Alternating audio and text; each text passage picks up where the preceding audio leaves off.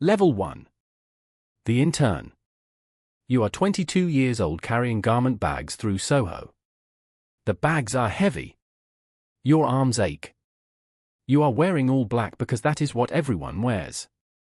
Your clothes are from H&M. Everyone can tell. You pretend not to care. You care. You have a degree in fashion design from a state school. You have $67,000 in student debt. The interest accrues while you work for free. You are an intern at a mid-tier fashion house.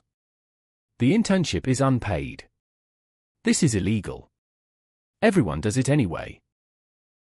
You live in a bedroom in Bushwick with 2 roommates. The bedroom is not a bedroom. It is a living room with a curtain. You pay $850 a month. Your parents send money. You are ashamed and grateful in equal measure. Your alarm goes off at 6 a.m. You shower in a bathroom shared with 5 people. You take the L train to the 6 train to Prince Street. You arrive at the studio at 8 a.m. You make coffee. You steam garments. You organize fabric swatches by color. You do not design anything. The senior designer is a woman named Alexis. She is 34 and wears only the brand's clothing. She does not look at you when she speaks. She tells you to remake a mood board. You spent 4 hours on it yesterday. She does not explain what is wrong. You remake it. You learn by failing invisibly. You work until 9 p.m. most nights. You are not asked to stay late. It is simply expected. Leaving at 6 p.m. means you are not serious. You are serious. You stay. You eat the leftover catering from photo shoots. Salads and cold pasta. You take home cookies in your bag. This is dinner 3 nights a week. You lose 12 pounds in 3 months. People tell you that you look good. You are just hungry. You pin garments on models during fittings. You are on your knees for hours adjusting hems. Your knees bruise. The models do not look down. You are furniture. A human pincushion holder. Fashion Week arrives. You work 20-hour days for 8 days straight. You steam 200 garments. You dress models backstage. You see the show from behind a rack of clothes. You do not see the runway. You see zippers and safety pins and chaos. A model. The internship ends. You are not offered a job. You are thanked for your hard work. You are given a tote bag with the brand's logo. You take the subway home. You sit with the tote bag in your lap. You want to cry. You are too tired to cry. You apply to 40 positions. You get 3 interviews. You are offered 1 job. Production assistant at a smaller brand. The salary is $32,000. You take it. You have no choice. Level 2. The production assistant. You are 24 years old in a studio in the garment district. You coordinate fabric orders and factory samples. You track shipments from China and Italy. You manage spreadsheets that never end. This is not design. This is logistics. You make $32,000 a year. After taxes and rent you have $400 a month. You buy rice and beans. You steal toilet paper from the office. You put napkins from cafes in your bag. Survival is a series of small thefts. Your boss is the production manager. Her name is Sandra. She is 45 and has been in fashion for 20 years. She is exhausted in a way that looks permanent. She speaks to factories in 3 languages. She speaks to you in frustrated sighs. You learn the reality of fashion. The dress that retails for $800 costs $43 to make. It is produced in a factory you will never see by people earning $2 a day. You think about this sometimes. Then you stop thinking about it. Thinking about it does not change anything. You make a mistake. You order the wrong fabric. The error costs $12,000. Sandra calls you into her office. You expect to be fired. She tells you everyone makes expensive mistakes once. She tells you not to make it again. You do not. You date someone from your undergrad program. He is a graphic designer. He works 9 to 6 and has weekends. He asks you to go away for a weekend. You say yes. You cancel the day before because of a factory emergency. He is understanding. The second time you cancel, he is less understanding. The third time, he stops calling. You work through another fashion week.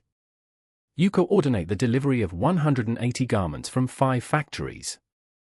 One shipment is delayed in customs. You do not sleep for 40 hours. You solve the problem. The show goes on. No one thanks you. The show going on is the baseline. Thanks are for exceeding expectations. You ask for a raise. You have been there for 2 years. You are good at your job. Sandra says the budget is tight. She gives you an extra $2,000 a year. It is insulting. You take it. You have student loans. You see a job posting. Assistant designer at a contemporary brand. You apply. You interview 3 times. They ask about your design work. You show your portfolio. Work from school. Work you do at night when you are too wired to sleep. They hire you. The salary is $45,000. You give 2 weeks' notice. Sandra is not surprised. She says good luck. She means it. Level 3. The assistant designer. You are 27 years old designing pieces that will be seen. Your name is not on them. But you are designing. Finally. You work for a contemporary brand that sells to Nordstrom and Bloomingdale's. You design jersey dresses and structured blazers.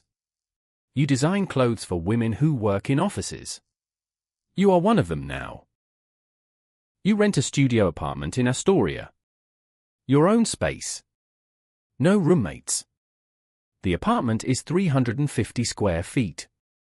You can touch both walls with your arms extended. You do not care. It is yours. You work under a senior designer named Marcus. He is 38 and talented. He teaches you about proportion and draping. He shows you how to sketch quickly. How to communicate an idea in 3 lines. You are learning from someone who cares. This is rare. You absorb everything. You design a coat. Marcus refines it. The design director approves it. The coat goes into production. 6 months later, you see it in a Nordstrom window. A woman is trying it on. She buys it. You watch from outside.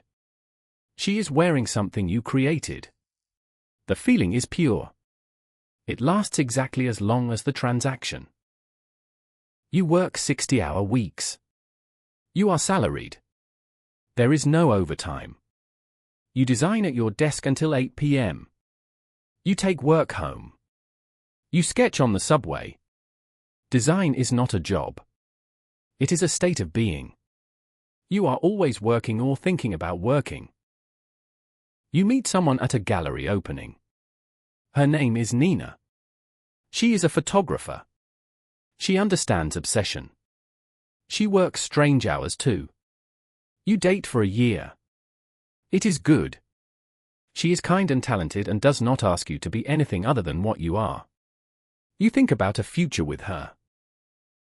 Then you are sent to China for 3 weeks.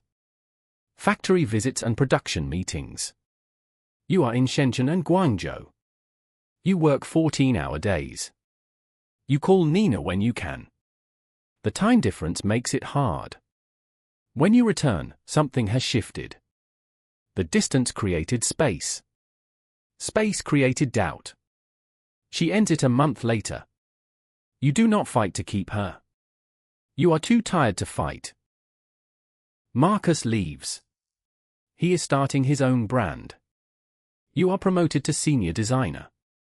Your salary increases to $68,000. You are 30 years old. You manage 2 assistant designers. You remember being them. You try to be better than the people who managed you. You are not sure you succeed. Level 4. The design director. You are 34 years old leading a design team of 8. You are responsible for 4 collections a year. 16 weeks of design. 16 weeks of production. 16 weeks of selling. The cycle never stops. You are always in 3 seasons simultaneously. You make $95,000 a year. You can afford a 1-bedroom in a decent neighborhood. You buy furniture that is not from Craigslist. You eat at restaurants sometimes. You are comfortable. Comfort feels strange. You were hungry for so long. You design collections that sell. You understand the customer. You know what she wants before she knows. You design the dress she will wear to work. The blazer she will wear to dinner. You are not designing art. You are designing commerce. There is a difference. You kill a collection you love. The pieces are beautiful and weird. The merchants say it will not sell. You fight for it. You lose. You design what they want. Safe blazers. Inoffensive dresses. The collection sells well. You feel nothing. You are sent to Paris for fabric sourcing. You stay in a nice hotel. You eat at bistros. You meet with Italian mills and French ateliers. You are living the dream you had at 22. The dream feels like work. Just elevated work. You date a finance guy. He makes 3 times your salary. He does not understand why you work so much. He asks why you do not just quit and do something else. You realize he has never had to struggle. You realize you have nothing in common. You end it. You do not miss him. Your mother is diagnosed with breast cancer. You fly home. You stay for 4 days. You sit with her through chemo. You hold her hand. You fly back for a design review. You feel like a monster. You are needed in 2 places. You can only be in one. The brand is acquired by a larger company. A conglomerate. Everything changes. New leadership. New metrics. New pressure. You are told to increase margins. To use cheaper fabrics. To design for faster turnover. You are designing for the landfill. You know this. You do it anyway. You are offered creative director at a smaller brand. A brand with a point of view.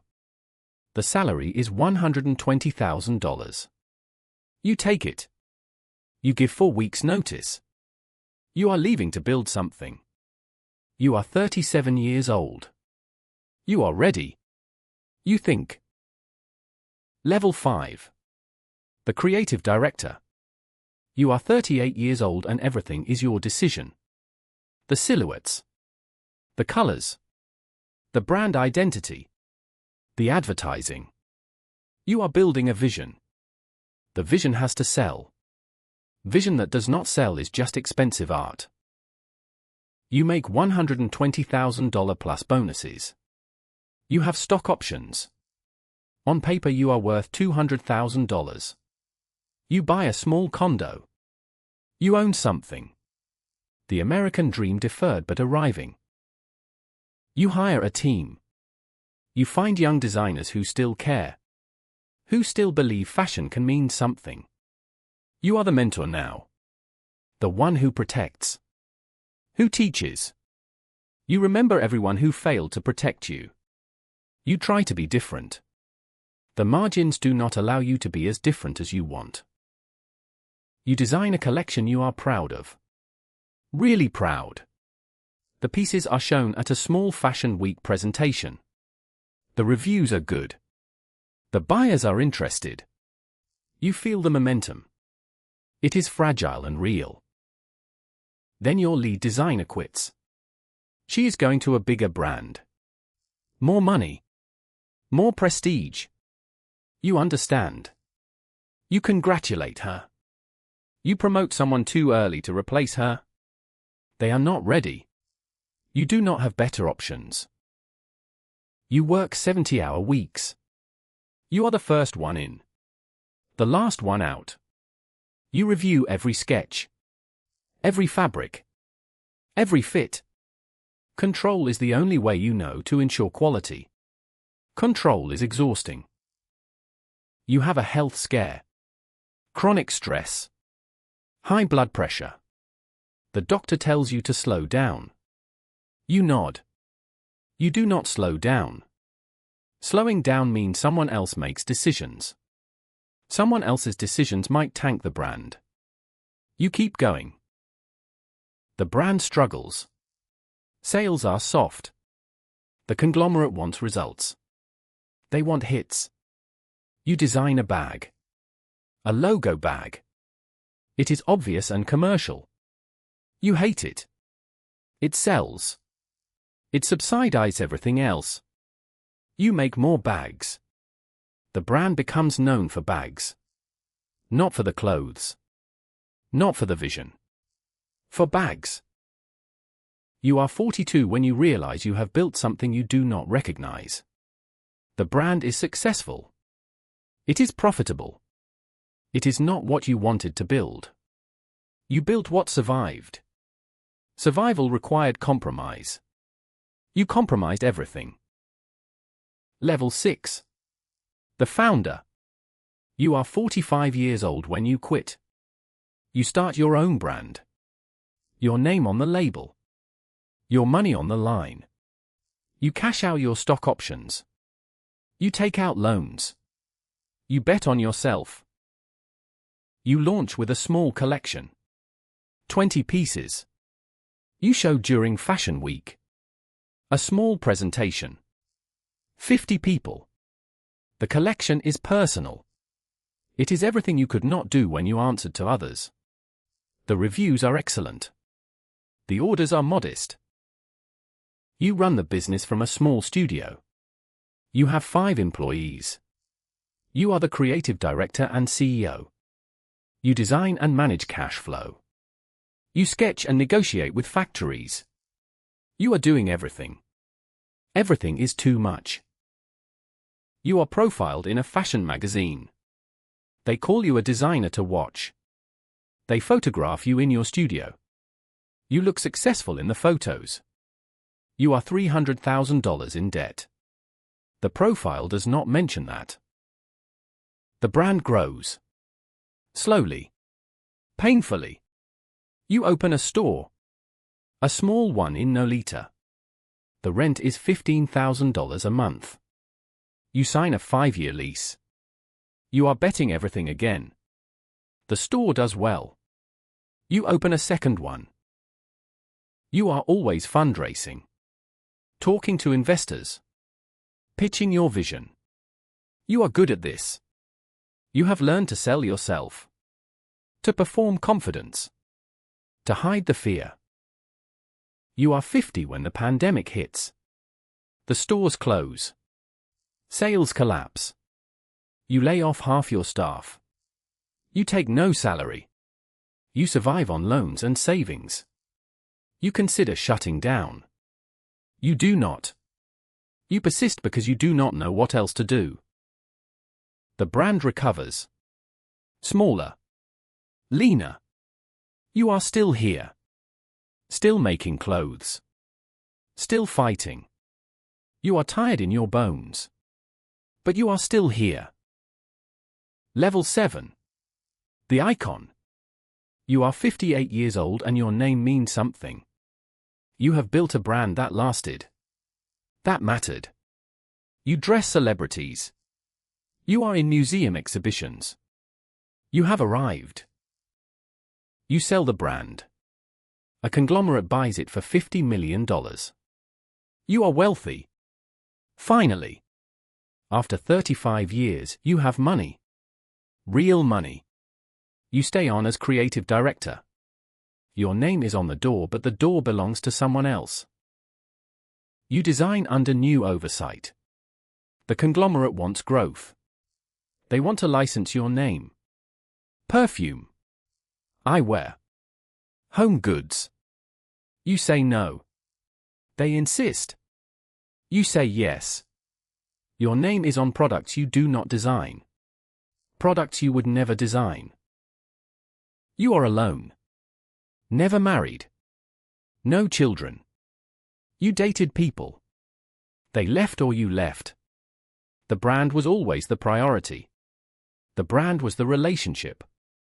You wake up in a beautiful apartment filled with beautiful things. You are alone in the beauty. You attend a gala. You are honored for your contribution to fashion. You stand on stage. You accept the award. You look at the audience. Faces you know. Faces you do not. You thank everyone. You mean some of it. You think about the intern in Soho. The girl carrying garment bags. Hungry and ambitious and certain that making beautiful clothes would give her life meaning. You wonder what she would think of you now. Wealthy and acclaimed and empty. You sit in your studio. The conglomerate studio. You sketch. You can still sketch. The lines are familiar. The process is muscle memory. You are designing clothes that will be worn by people you will never meet. This was always the job. It has not changed. You are told to design for Gen Z. To make clothes for TikTok. To think about virality. You are 60 years old. You do not have TikTok. You hire a consultant. You design what they tell you young people want. It sells. You feel ancient. You announce your retirement. A final collection. You design pieces that reference your archive. Your greatest hits. The collection is celebrated. It is a victory lap. You walk the runway at the end. The audience stands. They applaud. You have won. You retire to a house upstate. You have a garden. You read books. You do not design. For the first time in 40 years, you are not designing. The silence is disorienting. You do not know who you are without the work. You are 65 when a young designer asks to interview you. She is writing about your legacy. She asks if it was worth it. You do not answer immediately. You think about the marriages that did not happen. The children you did not have. The life you did not live. You think about the clothes. The beautiful clothes. You tell her yes. It was worth it. You are not sure you believe it. You are not sure it matters. The work is done. The legacy is set. You are the story people tell about sacrifice and vision. You are the cautionary tale and the inspiration. You are both. You are neither. You are just a person who made clothes and called it a life. Somewhere in Soho, a 22-year-old carries garment bags. Her arms ache. Her clothes are from H&M. She is interning for free. She is hungry and ambitious and certain. She wants to design beautiful things. She wants her name on a label. She wants to matter. She has no idea what the climb will cost. The relationships. The health. The version of herself she will sacrifice. She has no idea that success is a kind of loneliness. But she will learn. One stitch at a time. And the cycle continues.